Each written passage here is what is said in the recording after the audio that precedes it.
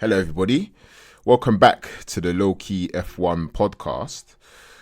It's been a few weeks. We've had a few races between now and the last time you guys heard from me. So there'll be a little bit to catch up on. But the main focus of this race will be the events of the Belgian Grand Prix that we just had in Spa. The Belgian Grand Prix that we just had in Spa. Yeah.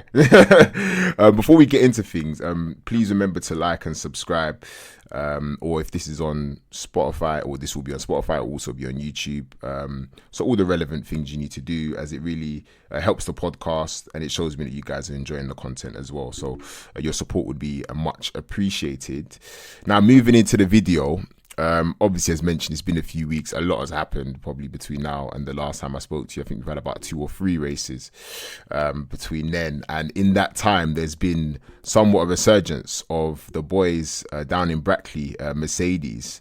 So obviously, we'll touch mostly on the Belgian Grand Prix that we just had with both Mercedes crossing the line 1-2 in the order of George Russell, followed by Lewis Hamilton and Oscar Piastri to round out the podium. Obviously, as we all know by now, it didn't actually turn out that way, as George Russell was very quickly disqualified from the race due to being too light after being weighed after the race. And unfortunately for him, he missed out on what would have been his 3rd victory in Formula One, and it was inherited by Lewis Hamilton, who took his 105th.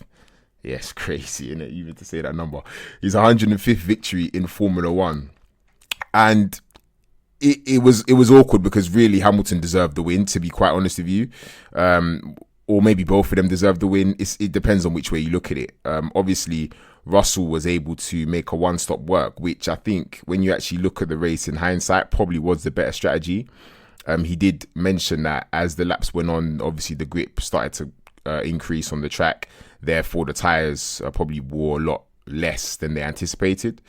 And that naturally happens, especially with all the rain that we had the previous days. That obviously would have made the track super green, and it would have made it, it would have lacked a significant amount of rubber.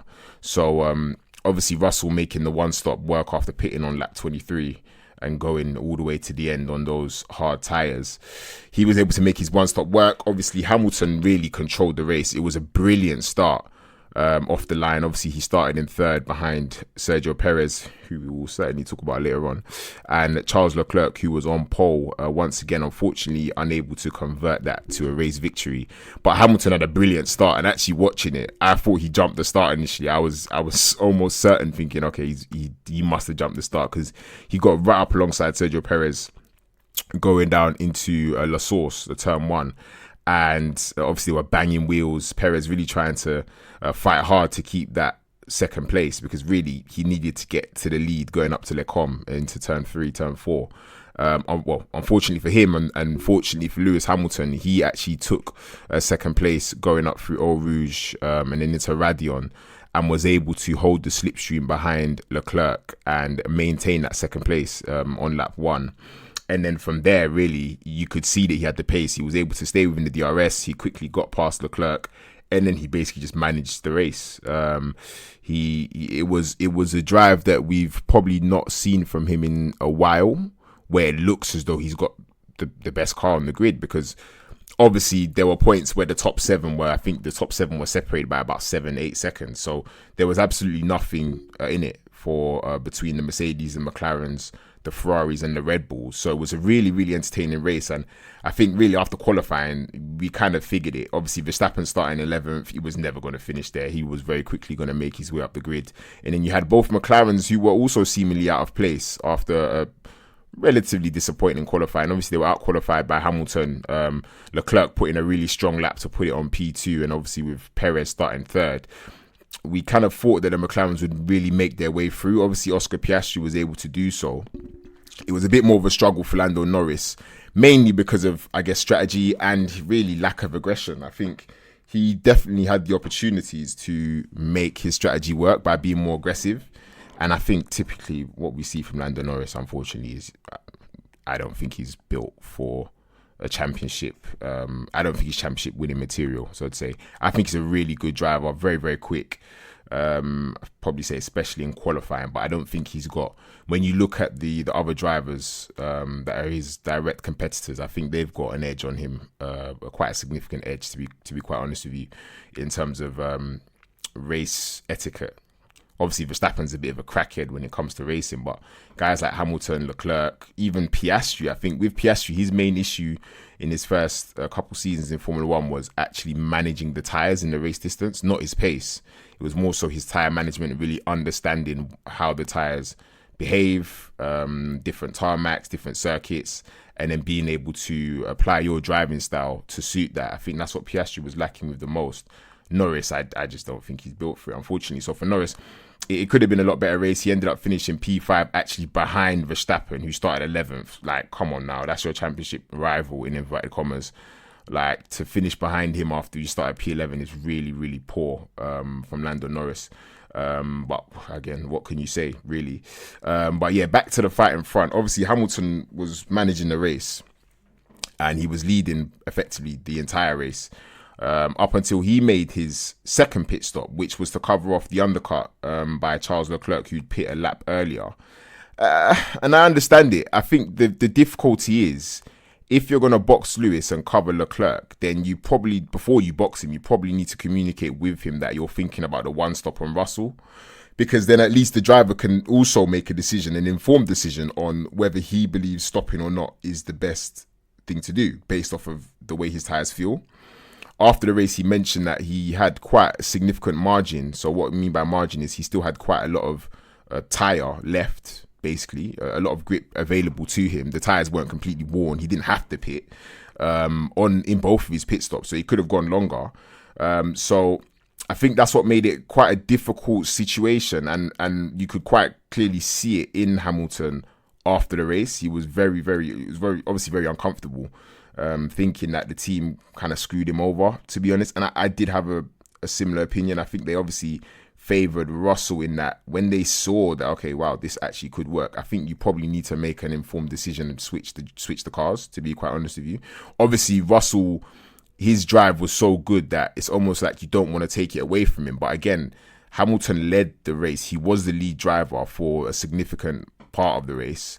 So you would expect that Mercedes would kind of have his back in terms of holding on to what he was duly going to deliver to them, because that race wasn't given to him. He took that in qualifying yesterday, putting it in third, or third, fourth, obviously Verstappen had the 10 place penalty, but starting in third position ahead of both McLarens and the Ferrari of Carlos Sainz, I think it was very overlooked. I think that was a very big effort from Hamilton to do that. Also on only having one set of new intermediates. So I can understand why he felt that way. But then also, yeah, I guess the other hand is George drove a brilliant race, and it's difficult to make that call for Mercedes given that Hamilton's not going to be here after December. So I think really that's what it was down to. If Hamilton had a contract for next year still, then I think that would have been a no-brainer and they would have switched the cars. But unfortunately, that is not how Formula One works. So obviously, Russell was disqualified, and rightly so. If you're lighter, then you have to be disqualified because it's very fine margins. Whether it's Formula One, it doesn't matter what type of racing you're doing. A couple of kilos can make a big difference, especially when you're playing with thousandths of a second, tenths of a second. It all adds up. So whether it would have been 4 tenths, 5 tenths, a second and a half that he would have gained, that gain has a massive impact on the race. So he was rightly disqualified, and unfortunately for Russell, Mercedes obviously made a mistake, either in not telling him to save enough fuel, or obviously with the tyres. Generally what you think, or the kind of the general consensus is that because he ran those tyres so long and they were so worn, you obviously around Spa, because it's the longest lap in Formula One, about 1 minute and 45 seconds, then they don't have an in-lap. So normally when you see a race finish, the cars will slowly go around and pick up rubber. You see them driving offline. And obviously what that does is it just adds to the weight of the car before they go into scrutineering and they're able to be weighed. Obviously on this occasion, they don't have that cool down lap due to safety, because it's such a massive track. You don't know who's where. There could be fans on the track by that point. So they go straight into the pits. And obviously that means Russell wasn't able to get any pickup, which probably could have made a difference. You imagine 1.5 kilos is not that much on 4 sets of wheels. then it could have made a difference. But nonetheless, that's something that you need to kind of calculate into your strategy. So it was an oversight on Mercedes' part. Maybe also Russell probably should have saved more fuel. So again, it's unfortunate that he had the win taken from him, but then at the same time, Hamilton also deserved the win. So it's a difficult one to look at. Nonetheless, I think obviously going into the summer break now, Mercedes have, well, especially Hamilton, he's taken 2 wins out of the last 3 races and 3 podiums out of 3 as well. So you think about this turnaround, it's remarkable, honestly, especially when you look at where they were at the beginning of the season. They were the 4th quickest car out of the Red Bull, Ferrari and the McLaren and the Mercedes, of course. They were the 4th quickest car. Now it looks like they're probably the 3rd quickest. I think McLaren is still quicker than them, but at least the drivers have a chance to show their ability. And I think that's something that, especially I've said for quite a few, the last couple of years, they've got the best driver lineup on the grid. So all you need to do is give them a car they can drive, and they'll show that they've got the quality. And I think Spa was probably the best race to kind of show what they could both deliver, Russell and Hamilton. So fair play to both of them. Unfortunate for Russell, well done to Hamilton, obviously, for getting his 105th win. And then obviously Oscar Piastri, who ran them very, very close. And it's also unfortunate, maybe in some ways for him, because he was 6 seconds ahead of George Russell. They'd both gone slightly longer than Hamilton in the stint. And if you think about it, obviously Russell went to the end, and probably Oscar Piastri could have gone to the end. You remember Hamilton pit, and then Piastri put in a fastest lap. And you're thinking, whoa, my heart rate did increase a little bit when I saw that. I thought, wow, okay, is he actually going to go to the end? If he's got this pace, then he could well go to the end and win the race. But I think everybody knew, or everybody anticipated a potential fall off with the tyres towards the end of the race. So they just didn't take the risk. And you look at Russell now, if he pit, probably would have finished 5th place, somewhere between maybe P4 and P6. And instead he's disqualified. So I think it definitely worked out in the best way for the McLaren of Piastri, and obviously Leclerc inheriting the podium after Russell was disqualified as well. Verstappen with not uninspiring, because it's not like last year where his car's 0.6 of a second quicker than everybody else's. Verstappen probably did what he could in terms of damage limitation. He finished ahead of Norris, so that's all he really needed to do, to be honest, and that's probably all he needs to do to the rest of to the end of the season, depending on the trajectory of the Red Bull development, because it's been a bit of a downturn since, I believe, Canada. They haven't had the same amount of consistency that they've had in previous years in regards to setup and just the comfortability that Verstappen is driving the car with. So that makes it probably a bit more difficult for him, especially when the other teams are actually pulling their weight now. So at least we'll have a fight for the second half of the season, mainly for the constructors. I don't see the drivers being the challenge. Verstappen winning 7 races already, of course, most of them in the first 6 or 7, 8 races of the season, has obviously left him in a really good position where all he has to really do is finish in the top 4 for the rest of the season. Whether obviously he certainly will win more races this year, but the other drivers will also win races. I don't think it's going to be Verstappen walking away with it like we've seen. And obviously that just adds the extra element of intensity and excitement, which is what we've been lacking for the last couple of years. I think a lot of people became Formula One fans after 2021, or during the 2021 season and after, and they were quickly brought back to reality in 2022, when obviously initially you had the fight with Leclerc and Verstappen, but after that Verstappen basically for a year and a half won everything. We've had seasons like that in the past. You refer back to the early 2010s with Vettel and the Red Bull, obviously Hamilton and Rosberg in the Mercedes, but there were some seasons like 2015 where Hamilton just destroyed Rosberg and destroyed everybody else, and in seasons like 2020 during COVID, where obviously it was a shortened season. Hamilton was probably driving at the peak of his powers, and the car was a machine as well, so it was pretty one-sided. But those are a couple of seasons that are maybe a bit more anomalies in terms of how uncompetitive they were, and then obviously the last couple of years have also been that way, but it's generally a bit more evenly matched, so to say. You think about 2018, 2017, you had the Ferrari and the Mercedes fighting each other. Red Bull would chip in here and there with victory. Maybe the Williams would be around the podium in the 2016 times when they had the Mercedes engine and they were really quick in a straight line. So it's getting back to a bit of a nice normal where we've got really quality drivers that are able to express their quality on the track. So hopefully the second half of the season is going to be as exciting a second half as we've had in a long time, because we all deserve it. After the last year and a half we've had watching Formula One, we definitely deserve this. So long may it continue. Now, I have to talk about Sergio Perez because, my goodness me, he started on the front row and he finished behind everybody. And when I say everybody, I obviously mean the people, his direct competitors in the cars that are actually relevant. Perez just fell back slowly, and to be fair, around the first pit stop, I said to myself, Perez is going to finish 8th because he just looked so uninspiring. Obviously, the Red Bulls had only 2 mediums, which was just the wrong choice as well. You definitely needed 2 hard tires in this race. The mediums were the wrong way to go.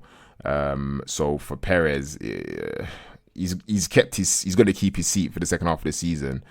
God only knows why. I'm assuming it's because of the sponsorship money that he brings. I know he's got a lot of backing, I believe, still from Brazil.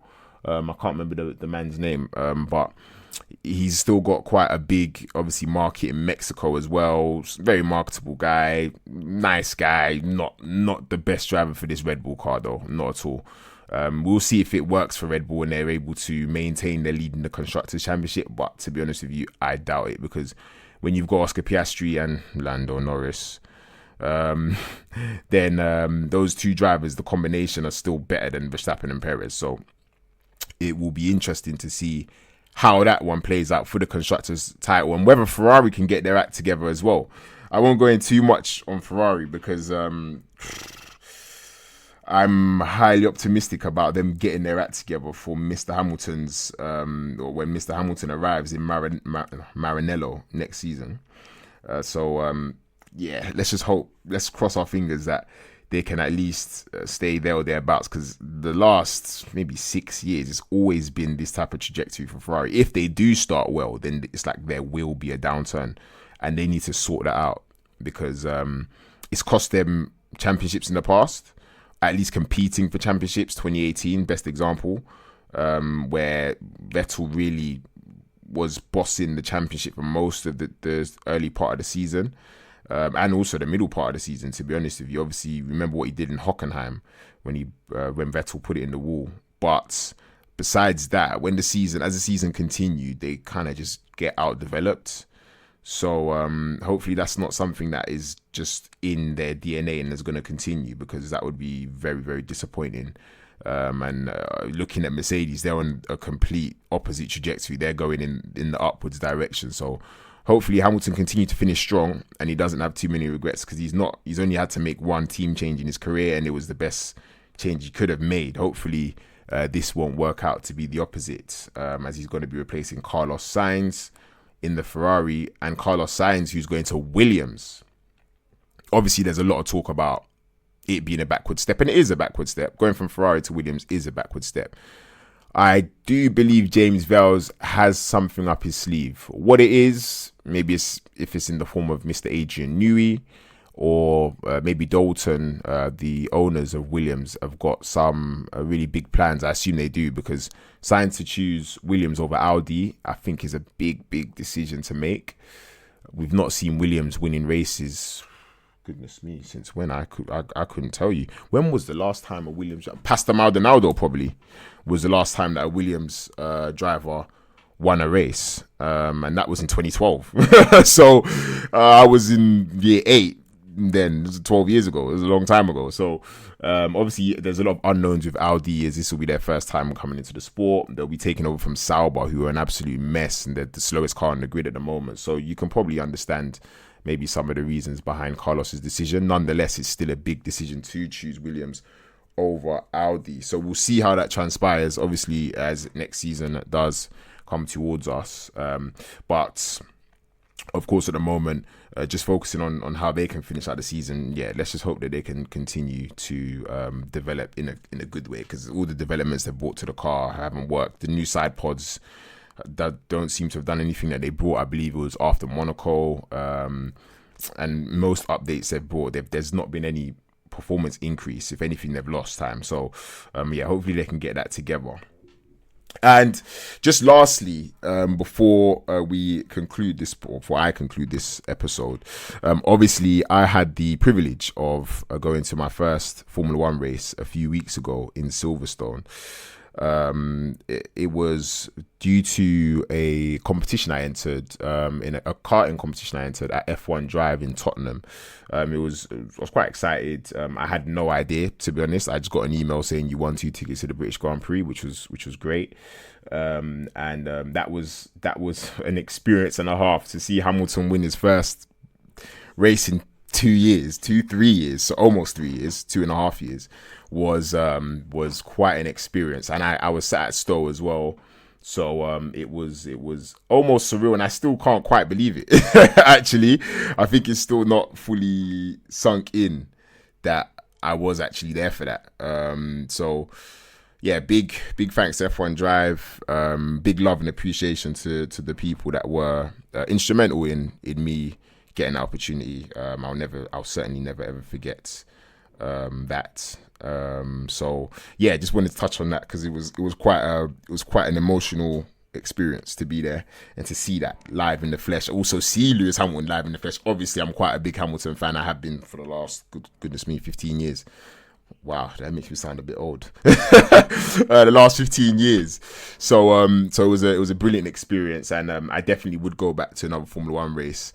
I'm targeting Monza next year, so those of you that are interested in maybe going to races, then hit me up. You don't know, maybe we can arrange something as a group and kind of do things that way, because it's an experience to have. I think just to see the cars live in the flesh. To be honest, the sound was a little bit disappointing. Obviously, I never got to watch a V10 or a V8 car, a Formula One car, so I never heard those. But I think as we actually got to Silverstone, they had the Williams FW24. I think Jenson Button was in it, and we could hear that from the fan zone. It was a different type of roar. And then obviously when the cars came out, it was as in the Formula One, the current Formula One cars came out. It was quite interesting because like you could hear them coming up this. You couldn't really hear them coming up the straight, but then when they got into maybe areas where the stands are kind of encroaching around the cars, you could kind of hear the sound bouncing off the walls, if you know what I mean. So that was quite interesting, but just the cars in general didn't sound that loud. So that was a bit, it was a bit disappointing, to be honest. But the speed that they're going at is just incredible. So you really do appreciate that when you see it live in the flesh. And it was beautiful. It was a beautiful moment to see Hamilton win his first race. The emotion was there from him, from me as well. I don't know if you see my my live reactions. If you haven't, then check out my TikTok, lowkeyf1_. I think it's still actually getting a pretty decent amount of views, but yeah, it was crazy to watch, and hopefully we get to continue seeing a brilliant racing that we've been seeing these last couple of weeks, maybe last couple of months even, really since Miami, where Lando Norris won and things have been a bit more competitive. So long may that continue. I appreciate you guys that got to this point in the podcast, and thank you for listening. Once again, don't forget to like and subscribe if you haven't already, and also share this with your friends. They might be interested in Formula One, or they might become interested in Formula One. I hope I'm that's convincing. Nonetheless, thank you for listening, and I will be back very, very soon. Obviously, it's the summer break now, so we'll be off until the beginning of September, where we will be back for the Dutch Grand Prix. So take care, and yeah, have a lovely, lovely month.